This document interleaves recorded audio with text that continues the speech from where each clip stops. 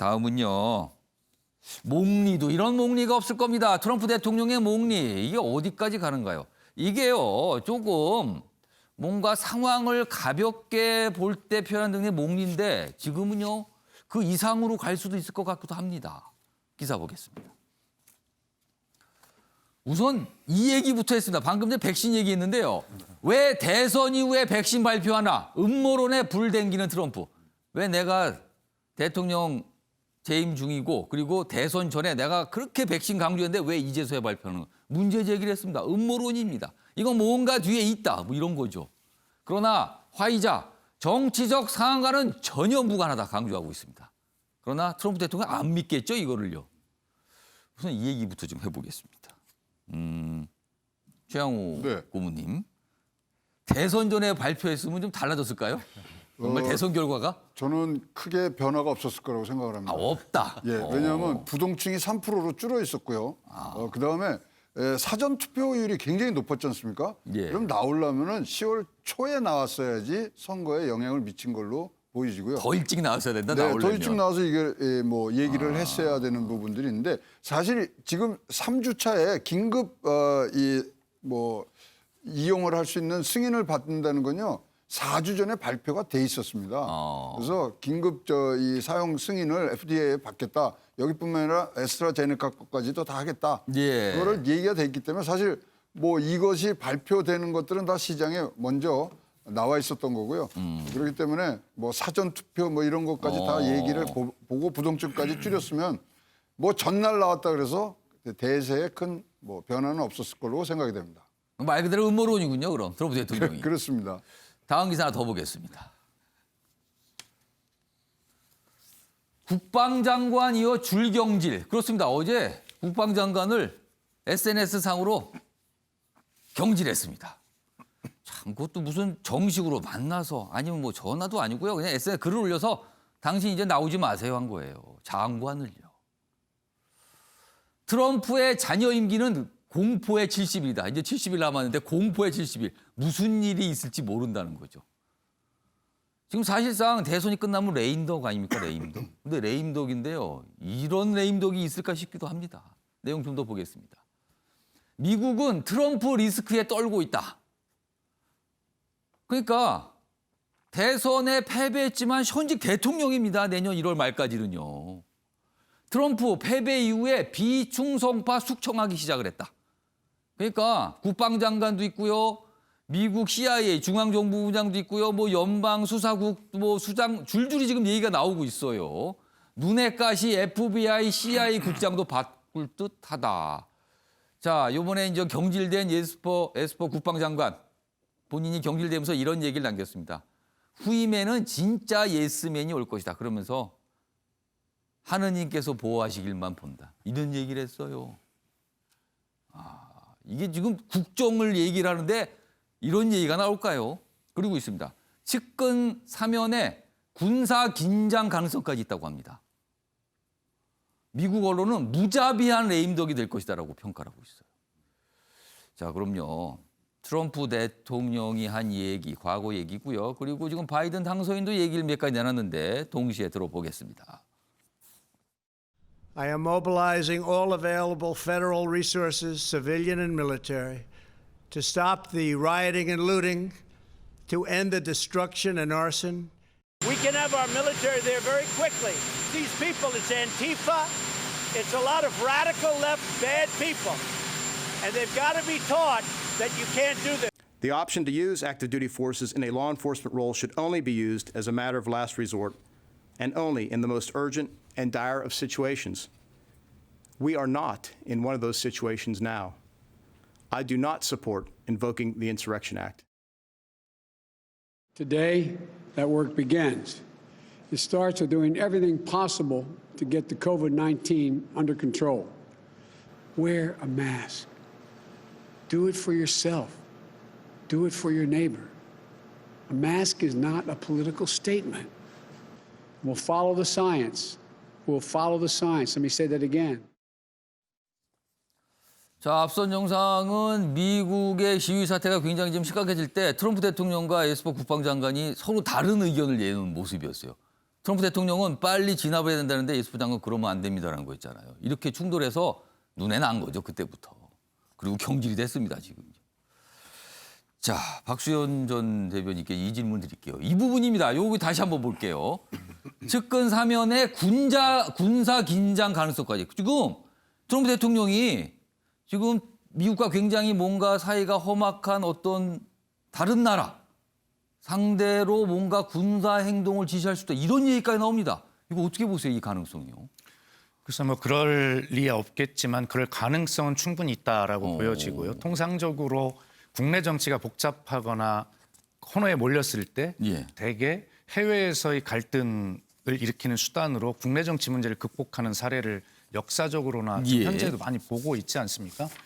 트럼프 대통령은 방금 저희가 인터뷰에서도 봤습니다만 지난 6월 인종차별 시위 때 연방군의 동원에 반대한 국방장관을 트위터 하나로 경질을 하는 이런 모습을 보이고 있는데 이것은 아마 보복성 인사조치이며 더 중요한 것은 자신이 아직 미국의 대통령이다. 선거 아직 안 끝났다라고 하는 자신의 존재감을 보여주는 행동이거든요. 예. 그리고 뭐 FBI나 CIA 담당자들 또 해고할지도 모른다는 이런 것이 나오고 있는데 결과적으로 자신의 국정 장악력을 잃지 않으면서 선거 불복을 염두에 두고 있는 트럼프 대통령이라면 지금 현재 참모들을 경질하는 그 이상의 수단을 동원할 수도 있다. 그러니까 지금 이 예. 군사 긴장 뭐 아니면 군사 행동 뭐 이런 얘기가 나오는 그렇습니다. 거예요. 지금요. 그래서 아마 충분하게 트럼프 대통령으로서 정말 마지막에 뭐 이런 수단을 동원하지 않기를 바라지만 그럴 가능성은 전혀 배제할 수 없고 그곳이 중동이든 예를 들어서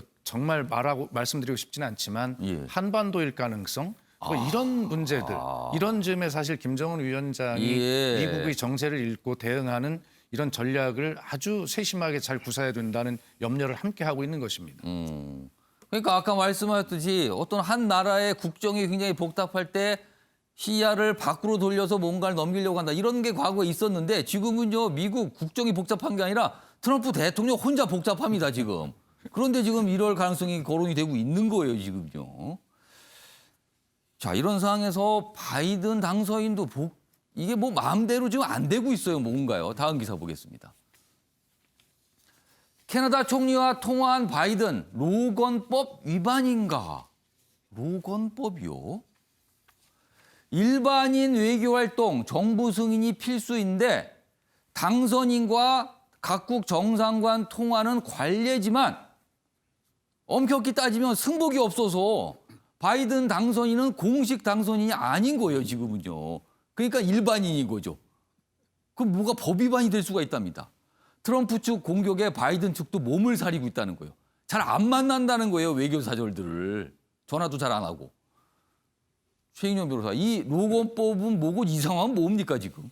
그렇습니다. 로건법이란 것은 예. 200년 전인 1799년에 만들어졌던 법인데 예. 일반인이 그 민간인이 외교에 영향을 미칠 목적으로 외국 정부와 협상하는 것을 금지하는 법이라고 합니다. 아, 그건 좀 문제가 있었겠네요. 그렇죠. 일반인이 막 그렇게 만나고 그렇죠. 다니면. 그렇기 때문에 실제로 지금 오늘 중앙일보 같은 경우에는 일면에 강경화 장관이 지금 현재의 미국에 가서 현 지금 국무장관과 만나는 것뿐만 아니고 예. 바이든 정부 캠프와 만나는 것 같은 경우에도 과연 의미가 있느냐. 예. 오히려 이런 지금 로건법 위반이 돼서 오히려 만나는 분한테 피해가 가는 것이 아니냐 하는 그런 의문을 제기를 하고 있는데요. 이 의문을 제기하는 그것이 실제 케이스가 있었기 때문입니다. 실제 4년 전에 트럼프 당선자 시절에 예. 그 당시에 트럼프 정부에서 이른바 초대 국가안보보좌관을 했던 마이클 플린이라는 사람이 있었는데 예. 그분이 이제 당선인 신분에 내정이 된 상태에서 러시아 대사와 만났다고 합니다. 그런데 그때에 그 이전 정부에서 러시아에 대한 제재를 해제하는 것에 대해서 논의를 했었는데 그럼에도 불구하고 그것으로 해서 사실은 FBI의 조사를 받았었는데 그때 당시는 그러니까 어떤 공지를 가진 게 아니라 일반인이었던 내정자였던 거군요. 것이죠. 그 상태에서 FBI에서 그것을 조사받는데 나 그런 적 없다고 했다가 위증으로 실제 처벌받았다고 합니다.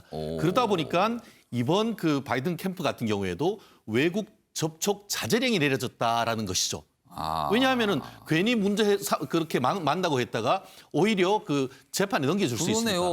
특히 지금 같은 경우에는 이 화면에 나오고 있습니다만 트럼프가 패배를 인정하지 않고 법률 투쟁을 예고하다 보니까 예. 트럼프가 하고 있고 또 트럼프 지지자 같은 경우에도 구체적으로 이거 로건법 위반으로 해서 지금 인수위원회가 외국과 만날 경우에는 이 부분에서 조치를 하겠다. 이런 상황이다 보니까 지금 바이든 같은 경우에는 손발이 다 묶인 그런 상태여서 그 자체로서도 조심스럽고 그리고 또 한국에서 지금 이 당선인 정부와 어떤 그 섀도우 캐비넷과 협의하는 것도 향후에 이런 문제가 있을 수 있기 때문에 결국 조심스럽게 어떻게 보면 물밑 접촉을 해야 되는 것이 아니냐 하는 그런 어떤 외교가의 얘기가 있는 것 같습니다. 그러니까 지금까지는 당선인이 되면은 외국 정상과 접촉하는 게 이게 관례적으로 인정해졌고 미국 국무부가 뭐 주선도 하고 그랬다 그래요. 그런데 지금은 한쪽이 불복을 하고 있는 상황이에요. 그러니까 트럼프 측이 지금 눈을 부릅뜨고 지켜보고 있다는 거죠. 문제를 삼겠다는 거죠. 지금 접촉하면은.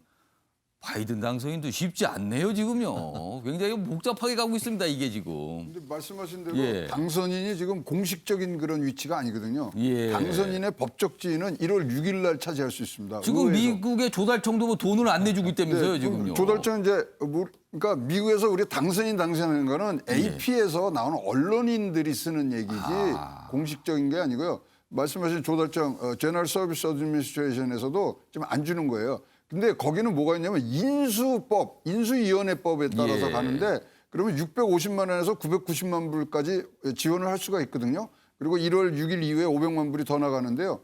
그거를 지금 당선인이 아니니까 그리고 선거가 안 끝났기 때문에 자기가 공식을 못한다 그런 얘기죠. 아까 뭐 강경화 외교장관 지금 미국에 가 있거든요. 그 얘기 잠깐 하셨는데 기사가 있습니다. 보겠습니다. 바이든 캠프는 외국 접촉 금지령이다. 그렇습니다. 방금 기사 보셨죠? 로건법 이거 굉장히 신경 쓴다 그래요 지금. 근데 강경화는 왜 지금 갔나? 그러니까 트럼프 대통령 쪽 외교 담당자, 바이든 당선인 쪽 외교 담당자를 만나러 간다고 지금 알려져 있거든요. 근데 이게 현실적으로 어렵다는 거예요.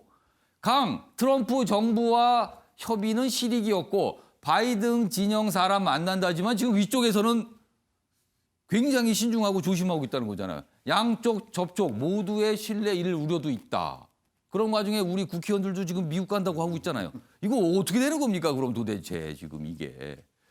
자, 이와 관련해서요. 강경화 위원장이 출국 전에 뭐 몇 가지 한 예의가 있는데요. 영상으로 확인해 보겠습니다. 예, 뭐 폼페이오 장관의 초청으로 만나러 갑니다. 뭐 한미 관계는 지금 좀 민감한 시기긴 하지만은 한반도 정세라든가 동맹 현안 등에 있어서 늘 기회가 있으면은 또 시기와 상관없이 이 국무장관 선에서 얘기를 할 필요가 있다 해서 시기를 조율 중이었습니다. 또 한미는 뭐 시기나 상황에 상관없이 늘 소통한다. 한미 관계를 더 굳건히 다지는 그런 계기를 만들기 위해서 유익한 대화를 많이 나누고 올 생각입니다. 바이든 측 인사도 좀 만나실 예정입니다. 예, 뭐 일정 자체에 대해서는 구체적으로 뭐 지금 말씀드릴 수는 없는 상황이고요. 그러니까 일정 구체적으로 말씀드릴 수 없다는 게 아마 이 지금 요 바이든 캠프의 상황을 알고서 그러는지도 모르겠습니다. 자, 다음 기사 하나 더 보겠습니다. 자, 이런 상황에서요. 민주당, 집권 여당인 민주당, 중국 통은 많은데 미국 민주당 인맥은 안 보인다. 지미파가 없는 거 아니냐 지금 여당 내에 뭐 이런 얘기도 있습니다. 조대진 변호사. 네. 앞서서 뭐 우리 저 바이든 캠프의 그 상황 그리고 민주당 내에서 미국을 좀 잘 아는 인사가 좀 드물다. 중국에 비해서. 뭐 이건 좀 어떻습니까? 그러니까 워낙 그 트럼프 대통령이 그 자기의 그 좀 특별한 캐릭터가 있기 때문에 예. 그 트럼프 대통령과의 그 여러 가지 교점을 찾으려고 이번 정부 때 되게 노력하지 않았습니까? 예. 근데 이제 대통령이 바뀌어 버렸으니까 이제 새로운 이제 인맥 관계를 찾아야 되는데 지금 중국 통이 민주당 내에서는 되게 많습니다. 뭐 노웅래 의원이라든지 뭐 여러 가지 의원분들도 되게 많으신데 미국 통이 그러면 누가 있느냐 없는 거 아니냐 이렇게 되게 상대적으로 걱정을 많이 안 하고 보인다는 거죠 지금. 예. 그런데 이제 그 바이든 대통령 당선인이 그 2001년도에 그 부통령을 하지 않았습니까? 예. 2001년도에 부통령을 했었기 때문에 그 당시에 그 그 김대중 대통령과 그다음에 노무현 대통령 시절에 관련된 인사들이 연결된 부분들이 되게 많이 있습니다. 한참 전이긴 한데 시간이 좀 네네. 있지만 그때 뭔가 인맥 형성이 좀 있었다. 예, 인맥 형성이 돼 있기 때문에 그리고 또 현재 인사로는 지금 박영선 장관, 예. 박영선 장관의 남편이 변호사입니다. 예. 네, 변호사인데 지금 그 미국 로펌 소속인데 예. 그 해리스 부통령의 남편하고 같은 로펌 소속입니다. 아, 지금 해리스 그 굉장히 주목받는 그 해리스 부통령의 남편과 같은 직장. 네, 그러니까 오. 해리스 부통령은 LA 지점에 있고요. 예. 그다음에 그 박영선 장관의 남편은 지금 한국 지사에 근무하는 걸로 알려져 있기 뭔가 때문에 아무튼 끈은 좀 있는 있다. 걸로 지금 알려지고 이게 있습니다. 굵은지 가는지 모르겠지만 네, 뭔가 네. 끈은 있다는 거네요 지금. 조대진 변호사가 이제 애써 설명하셨는데 아무튼 그 정도로 지금 여당 내에 지금 뭔가는 잘 안 보이긴 한다는 거예요 지금요 이 문제가. 아까 박수현 전 대변인 하신 말씀 있다 그러셨는데. 예, 아니 뭐 제가 문재인 정부의 청와대 첫 대변인이었지 않습니까? 그 당시 예. 트럼프 정부가 들어섰을 때도 사실은 아는 사람이 없어서 트럼프의 사위를 아는 사람이 있냐 뭐 이런 걸 찾던 그때도 생각이 맞아, 그렇습니다. 났잖아요. 맞아. 그런데 그렇습니다. 결과적으로는 저희도 많이 불안하기도 하고 걱정도 됐지만 결과적으로는 이 서로의 국익 외교를 둘러싸 서로의 필요 때문에 서로를 필요로 하게 돼 있습니다. 예. 그렇기 때문에 그런 어떤 외교 관계나 네트워크는 시스템으로 잘 정리가 될 것이니까 예. 너무 걱정 안 하셔도 되겠다는 생각이고 저는 바이든 대통령이 당선인 자체가 지한파를 넘어서 친한파다. 지금 조대진 변호사 이야기했지만 김대중 대통령과의 인연을 통해서 넥타이를 서로 바꾸어 매고 그렇답니다. 또 그 넥타이를 한국 의원들이 만날 때마다 또 메고 나왔다는 거 아니겠습니까? 근데 그 넥타이에 무슨 또 국물이 좀 묻어 있는 예, 넥타이였다고 그 당시 청와대에서 그래요, 또. 오찬을 할 때 예. 바꿔매기로 했는데 김대중 대통령이 저 넥타이에 스프가 묻었는데 그냥 김 바꿔서 또 대통령이 냈다 그럽니다. 그걸 걱정하지 마라. 이것이 고난을 잊고 대통령이 된 김대중 대통령의 행운이다. 그 길을 놔둬봐도 대통령이 되겠다. 이랬다는 거 아니겠습니까?